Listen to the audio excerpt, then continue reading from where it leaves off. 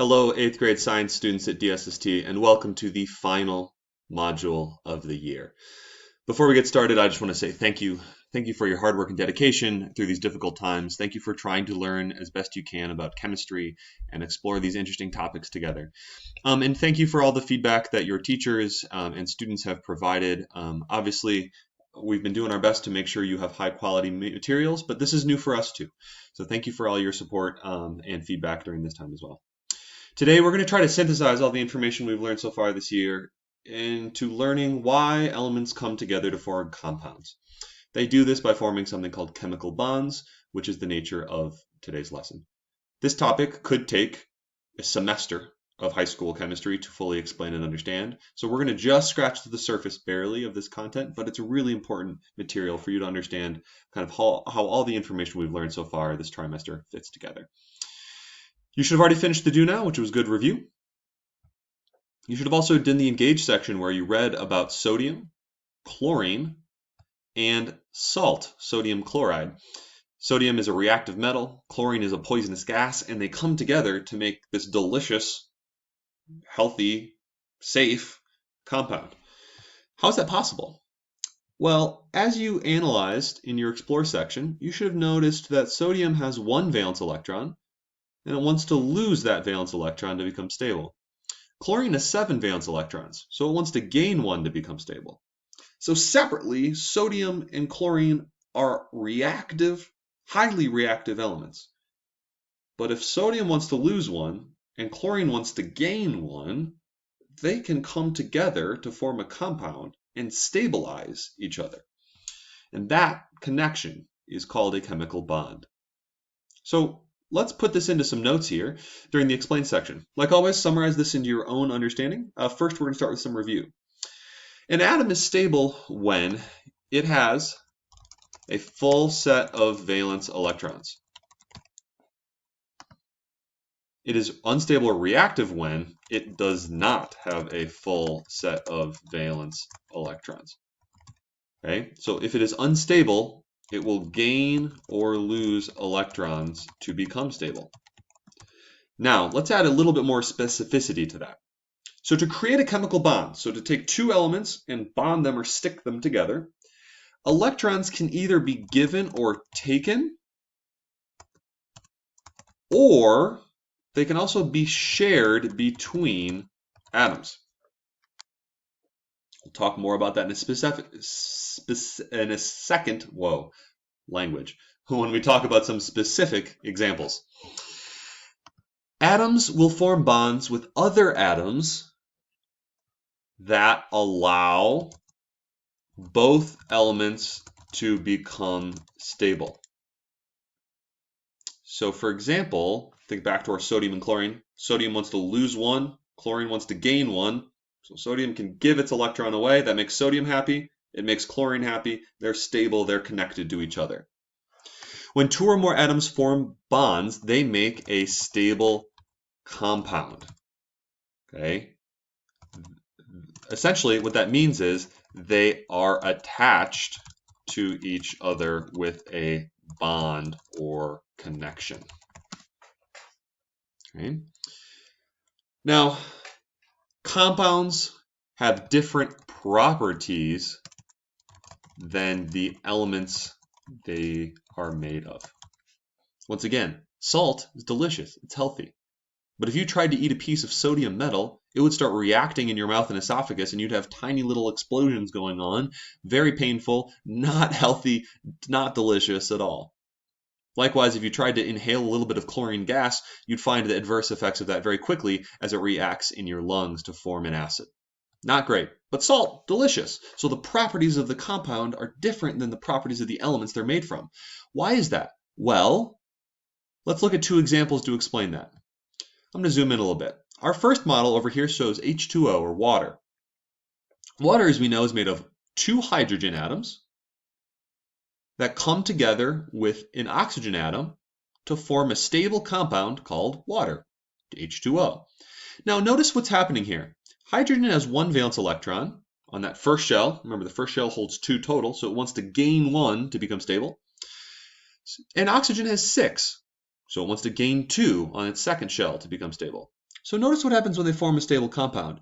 Notice that the elements, the white electron for hydrogen and the red electron for oxygen, are seen to be overlapping. They're sharing that electron. So that electron actually is going to count towards both totals. So hydrogen now has 1 2-valence electrons, and this oxygen also is bonded to the second hydrogen. This hydrogen has 1 2 electrons, so it's stable. And the oxygen now has 1 2 3 4 5 6 7 8. So it's stable now. Okay, that's sharing electrons. If you want to know, that's called a covalent compound. You do not need to know what that means, but that's just what we call these types of compounds that share electrons. Our second type is sodium and chlorine, also known as sodium chloride, also known as salt. Notice here, our sodium atom has 1 valence electron highlighted in red with an arrow showing it being given to chlorine. That means that we get a sodium with a full valence electron shell. It now only has 2 electron shells with 8 valence electrons, so it's stable. And chlorine, which has 3 electron shells with 8 valence electrons, so it's stable. And they're attached to each other. Okay. Another way of showing that is actually in this cool GIF of sodium and chlorine coming together. Notice what happens as they form a bond. The sodium gives away an electron to chlorine. It's now stable, chlorine's now stable. They have formed that bond and connection. They're going to stick to each other to make sure they stay stable. Okay. Go ahead and pause my video. Take a moment to summarize what each of these models show in your own words.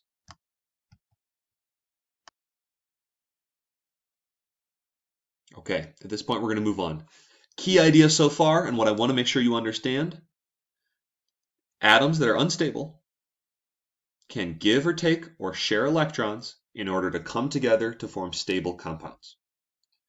Okay? They're happy when they're stable, so they're going to stay connected to each other to stay stable. Okay? That is why our properties are different. Remember, because the stable compounds are now going to be different. They're made up of 2 elements stuck together that are now stable instead of the reactive separate elements they started with. That's the key understanding that you should have so far from today's lesson. Let's put this into some practice. So in guided practice, we're going to look at magnesium fluoride. Magnesium fluoride is a stable compound made of 1 magnesium atom and 2 fluorine atoms. The picture on the right shows magnesium fluoride. Just from this picture, what are 2 properties of magnesium fluoride? Well, I see that it is a white solid. It's a solid, and it's white. It seems to be made of crystals. Looks kind of like crystal-like. Kind of like table salt or sugar, honestly. All right, now let's look at the elements that make up magnesium fluoride. Let's find fluorine on our periodic table. Okay, fluorine right here, element number 9. Okay, it's a group 7A. How many valence electrons does it have? 7. It's a group 7A. Is it full? No. So that means it is reactive. It's a review from yesterday. If it's reactive, what does it need to do to become stable? Well, 7 valence electrons. It can either lose 7 or gain 1. Well, gain 1 electron is easier than losing 7. Okay, and open the link below. What are 2 properties of fluorine? Okay, now we're going to go back to this. We haven't seen this in a while. We're going to click on fluorine. We're going to open it up. So fluorine is a chemical element with a symbol F and atomic number of 9. It is a light halogen and exists as a highly toxic pale yellow gas. So it is a highly toxic pale yellow gas. That's a lot of properties. Let's summarize those. So it is a gas, it is yellow, and it is highly toxic. We got 3. Ask for 2 properties. We went above and beyond. Look at us. Next one, find magnesium on your periodic table. Now I'm going to open up my normal periodic table. This one's going to be easier to read. So let's find magnesium. Okay, magnesium's over here in group 2A. All right, so it has 2 valence electrons. Valence electron shell full? Nope, it's the second electron shell, so it is not full. Stable reactive? It is reactive. And what does it want to do to become stable? Well, it has 2 valence electrons, so it could gain 6 or lose 2. It's easier to lose 2. Open the link below. What are 2 properties of magnesium? All right, let's go back here. Click on magnesium. Magnesium is a chemical element Atomic number 12. It is a shiny gray solid. Okay, shiny gray solid. Look, it looks pretty metallic to me as well. So shiny gray solid. Shiny gray solid. That's 3 again. Shiny, it's gray, it's a solid. Next question. Why does magnesium form a compound with 2 atoms of fluorine? Let's go back up. Magnesium fluoride is MgF2, so it's 2 fluorines attached to 1 magnesium. Why is this the case? Well, fluorine wants to gain 1 electron to become stable. Magnesium wants to lose 2 electrons to become stable. So let's think about magnesium for a second. It has 2 electrons it wants to lose. Along comes 1 fluorine, and it's going to take away 1 of those electrons. So now it's stable. It doesn't want any more, but magnesium still needs an extra 1. So this fluorine is going to attach to it and stay stable, but then a second fluorine is going to come in and take that second valence electron away from magnesium. Now magnesium's stable, and both fluorines are also stable. So it takes 2 fluorines to make magnesium stable and make a stable compound. So why does magnesium form a compound with 2 atoms of fluorine? Magnesium wants to lose 2 electrons, but fluorine only wants to gain 1.